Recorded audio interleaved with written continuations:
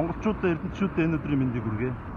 За Улаанбаатар хотод төгжрөлгүй яваад цагаасаа өмнө ирж бас болдгийм байна. Гэхдээ сурагчдын өвлийн амралтаараа өглөө 7 цаг 20 минутаас хойш гэсэн үг юм. За ингээд ордны хажуудалд ирсэн байж байна.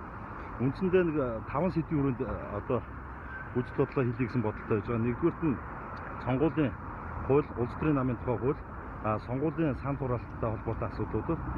За тэгээд энэ төрийн чадамжгүй байдалтай холбоотой асуудал, за үүрэг хариуцлагатай холбоотой асуудлууд гэсэн ийм асуудлуудаар улсын хурлын гишүүдийн тоо, ерөнхийлөгчийн сонгуулийн одоо тоо гэдгийн зүйлүүдийг ерөнхийдөө ганц нэг жишээгээр баримттай ингэж ярих гэсэн бодол байна. Тэрнээс одоо хүн болгон хэрүүл уруул ярьж байгаа тохиолдолд аль болох тэрнээс зайлшгүй шийдэл ярих гэдэг санаа нэ. Зөв бурууг нь бол мэдэхгүй, хэрэгжүүлэх хэсгийг нь бол мэдэхгүй. Ямар ч үсэн гэртээ суухгүй үгээ хэлэх гээд ингэж ирлээ. За тэгээд илүү гоё Монголыг бүтээхин төлөө хамтдаа